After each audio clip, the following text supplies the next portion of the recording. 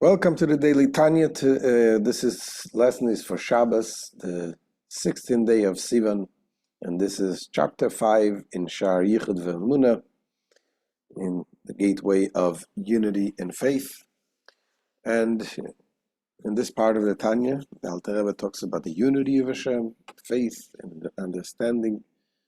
Whatever we can understand in God's creation of the world, we spoke about the revelation and the contraction, that both of them are beyond our understanding.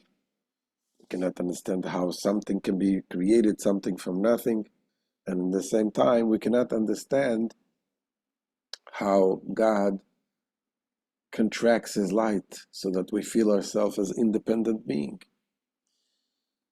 And in this chapter, the Alter Rebbe talks about a little bit, seems like a little off topic, but it's a very important point that the Rebbe brings out, that within this darkness of creation, God gives us some flashes of light.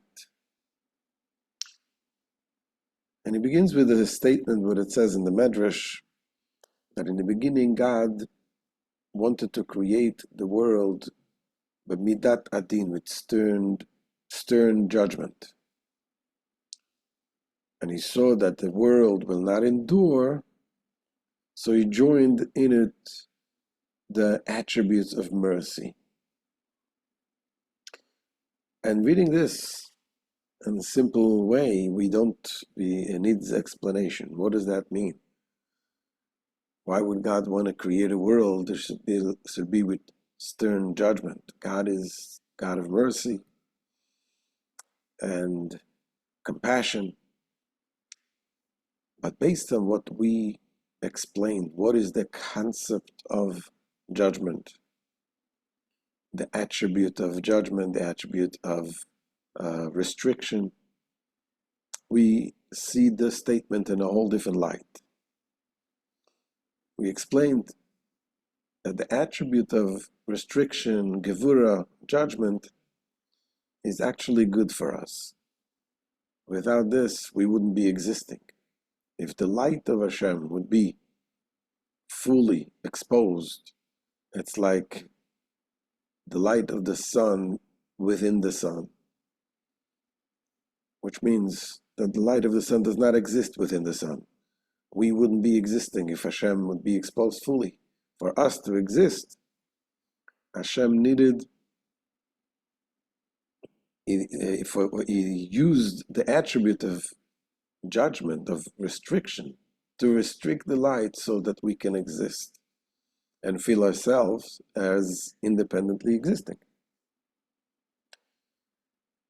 So this is what it means, that in the beginning the thought arose, so to speak, in Hashem's thought, to create the world with the attribute of judgment, meaning with restriction, restricting the light so that we can feel independently existing. However, Hashem saw that this will not endure. What does that mean? If it would be only this attribute of restriction, it will be too much restriction. If we will feel completely separated and independent from Hashem's presence, we would lose completely connection. It wouldn't be a way that we will be connecting to Hashem. Hashem needed to have this light, the flashes of light, so to speak, the flashes of truth, to give us direction so that we can appreciate the light. Rabbi Steinsaltz brings, he says, with the Rambam, the Maimonides explains the concept of prophecy. He explains it like when a person works in the darkness, complete dark, doesn't know, he doesn't know directions, nothing, dark, and then all of a sudden there's a lightning, the flash of light, and it gets dark again. But you had the lightning, at that second that you have the lightning, you saw where you are. You saw the direction you need to go. So you become aware of the reality, aware of the truth. And that's the idea of Hashem giving us the light. Now, what is the light? What is he joined the attribute of mercy. What is the attribute of mercy, says the Alter Rebbe? This is the tzaddikim, the fact that we have tzaddikim in this world. They're holy, holy people. People who see the truth for what it is. And the idea, the concept that we have the miracles in the Torah, and it all comes from the Torah. That is something that gives us direction. When we see the holy people, the way they live their lives, tzaddikim, a tzaddik is not a person who is just doing the right thing. A tzaddik is someone who has no evil intention at all, because he doesn't view this world like we and you view it. He views the world in a godly way. And that is the idea. We have rabbis, we have holy people, we see them. Their presence itself is a revelation of godliness in this world. Let alone the fact that there's so many stories of miracles that the tzaddikim, that the holy people do. And this is the kindness that Hashem gives us, so that we can be directed in the right way, the right path, in a world of darkness. And then the Alter Rebbe goes on to explain that ultimately, even the holy tzaddikim, they cannot completely see connected with the great light in this world. Even for them, only in the higher world, even Moshe Rabbeinu did not grasp the light of Hashem in this world. That is why he can be in this world and be like a human being, serving God with studying Torah and doing mitzvahs. In Gan Eden, the Garden of Eden, they have that great revelation of the light that they don't see here. So let's see inside chapter 5 in Shar Yichud VaHamuna. Says the Alter Rebbe, V'hine al zeh omru Razal, concerning this, meaning concerning the concept that all of creation came about through the process of tzimtzum, the contraction, which enables created being to believe that they enjoy an independent form of existence. So concerning this, our sages of blessed memory said that originally it arose in God's thought to create the world through the attribute of stern judgment, through the attribute of tzimtzum and gevura. Now, he saw, however, that in this manner, the world could not endure. Shitev by midas arachmim, so he associated the attribute of mercy in the creation. Now, what is the attribute of mercy that is revealed and enjoined in the creation? This is the godly revelation through the tzaddikim and the miracles recorded in the Torah. That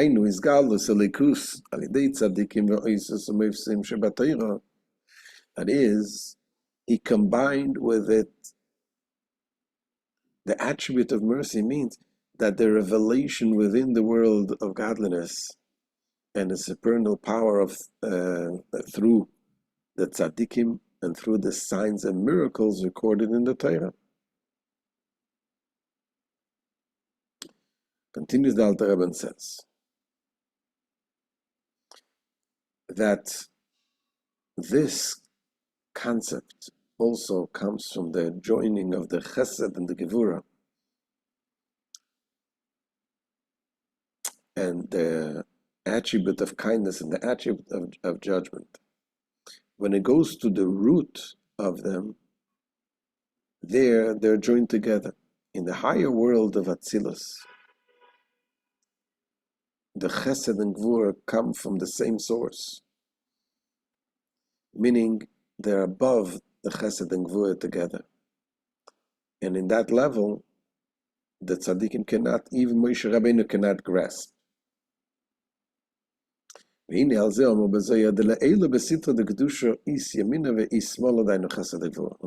this, meaning regarding the fact that attribute of Chesed and Gvura transcend intellect, it was stated in the Zohar above, that above, in the side of supernal holiness, meaning in the world of Atzilut, the highest spiritual world, which is far superior to the three lower worlds, Bria, Yetzira, and Asiya, there is right and left, namely Chesed and Gevurah. Now, what does it mean that there is right and left? Of course, we know there is Chesed and Gevurah.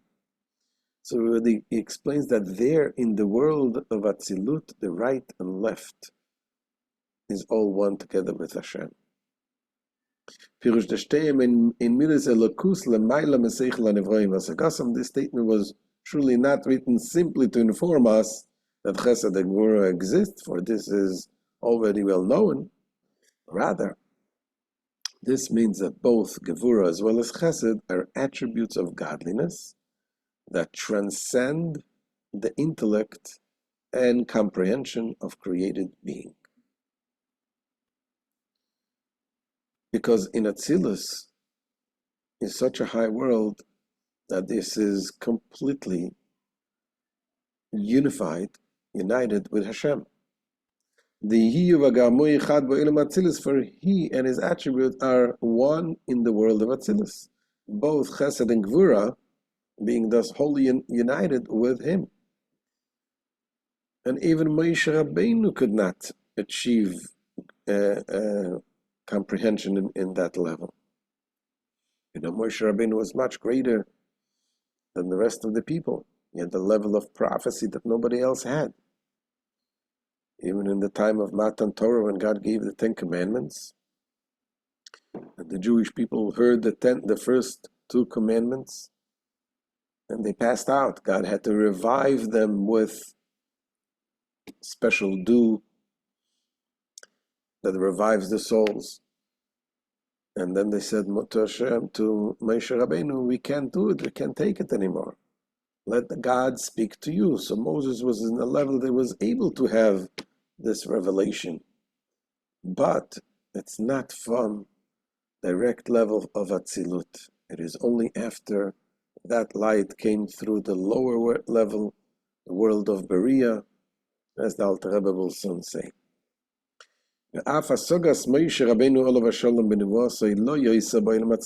the comprehension of Moses, our teacher, peace unto him, in his prophetic vision, did not extend to the world of Atzilus itself, except through its being clothed in the world of Beria, which is the second lower world. Now, in the world of Beria, as in every world, we have the 10 attributes. You have the intellectual attributes, and then you have 7 emotive attributes. So it says the emotive attributes in the world of Beria, there, even that light that came from Atzilus, even after it was clothed in the world of Beria, Moshe was not able to get them, to grasp them, when they were still in the level of Chesed and Gevura, only by way of being further down and clothed into the attribute of Netzach and Hod and Yesod. What does that mean? To explain a little bit, the attributes above parallels the attributes that a human being has. So we have the attribute of Chesed and Gevura, kindness, restriction, feelings of emotions of love or opposite. We have different feelings that we feel. And that is a very personal feeling that is not revealed to the outside. Then those attributes needs to be, in order to communicate to someone else, those attributes need to be further filtered down and they are felt with the further attributes of netzach. Netzach means persistence, and means perseverance. And in other words, if let's say you get excited about something, you love something, and you're all emotional about it, but this is something that is within you. In order to make sure that this is something you're gonna act upon, you need to get this into the attribute of the perseverance, of continuing doing what you're feeling, even when you're not so emotionally attached. And that is why in the human body it compares to the legs, as it says in the Zohar, the attribute of Chesed and Gvura, the two hands. The attribute of Netzach and Hod is like the two legs, which take you to places. Emotions is not so much involved, it's more the way you are related to the outside of you. So in terms of the spiritual levels, the attributes of Chesed and Gevura in the spiritual world is more of the godliness, the way it is within God Himself, within that world of Berea itself. Moshe Rabbeinu could not get that level. Only after it was further filtered down through the attributes of Netzach, Hod, and Yesod. Only after Moshe Rabbeinu, on the day of his passing, when he really connected to the highest level, he was able to reach that level. So this is basically, obviously it's very deep to understand, but we try the best. So it says, "Ve'avgam zois, lo b'shtei midas elu chesed and gvura." And even then, his comprehension of the world of Atzilus did not extend to these two attributes, chesed and gevura. Elo al yedei islapshuson b'midas shelemata mehen b'madrega shemidas netzach oidesod. Only insofar as they were previously clothed in attributes which are of lower level than themselves, meaning the attributes of Netzach, the victory, eternity, and Hod, which is splendor, and Yesod, foundation. The attributes of Netzach being merely an offshoot of Chesed, and Hod an offshoot of Gevura, so that through them, Chesed and Gevura percolate down into Yesod, which in turn transmits its influence to yet lower levels. As explained in Shar concerning the level of Moses' prophecy. Now this is here, but the tzaddikim, when they get to Gan Eden, they're able to receive the higher level of godly revelation. הגשמתן סחורם של צדיקים בגן עדן הוא הסוגס הספשטוס החייס ואיר הנמשך משתי מידס אלו חסד וגבורה. It is only the tzaddikim in Gan Eden who are granted the reward of comprehending the spreading forth of the life force and light which issue from these two attributes, chesed and gevura. והוא מזוין נשמס הצדיקים שעוסקו בתורה לשמו בעולם הזה. This comprehension of the spreading forth of the life force and the light which issues from these two attributes is the food of the souls of the tzaddikim who in this world engage in study of Torah for its own sake. In other words, the question is, even in the Gan Eden, how could the godliness be revealed in such a powerful way? Gan Eden itself should be completely nullified out of existence if that level of godliness is revealed. And he explains, because the studying of Torah is connected with these two attributes in its roots, and that issues sort of a protection, so that the neshamas are able to receive that great level of godliness and not being completely nullified out of existence. It says, from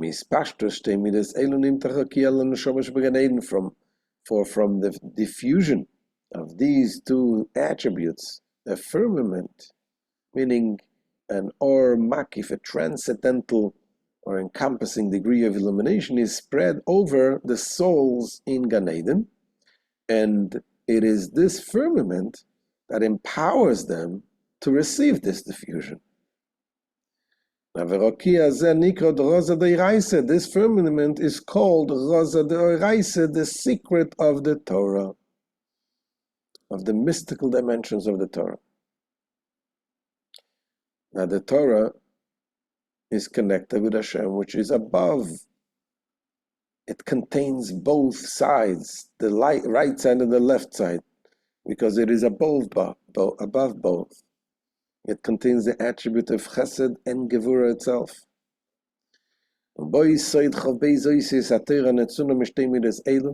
Within this firmament is the secret of the 22 letters of the Torah, which derive from an higher level, an even higher level than the rational and comprehensive aspect of Torah, which was given as an expression of these two attributes.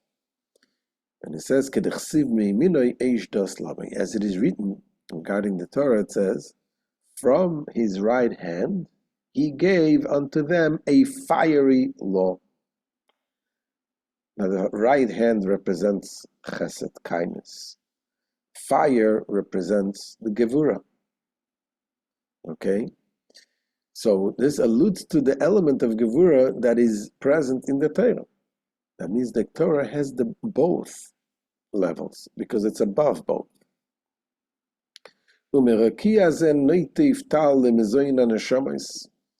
this firmament, from this transcendental illumination, drops dew, symbolic of the esoteric insights of the Torah, as food for the souls.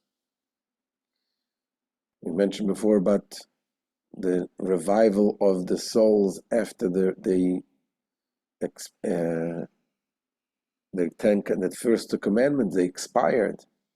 God revived them with what? With the dew of the Torah. And that means the knowledge of the secrets of the 22 letters of Torah. For this firmament is the secret and the level of knowledge, das, and the dew that issue forth from it is the knowledge of the secrets of the 22 letters of the Torah, which, as we explained, the 22 letters is the source of all of creation. And the Torah is the food of the souls in Gan Eden, and the commandments are their garments.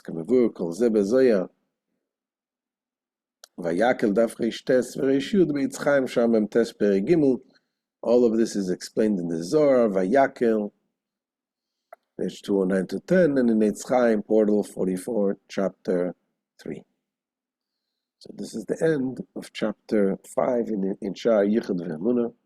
Yes, it is something somewhat, or more than somewhat, Kabbalistic and complicated, but the message that we can take away is the fact that Hashem created us with His kindness, and He gave us the ability to connect to Him. Even in a dark world, Hashem gives us the ability to see the flashes of light and to take advantage of the Torah and the mitzvahs, to follow the tzaddikim, to recognize the miracles that Hashem does for us on a daily basis.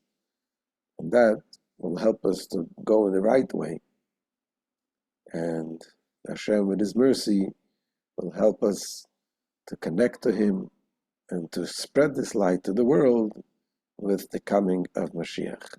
Have a wonderful day. We'll see you, B'ezrat Hashem, tomorrow.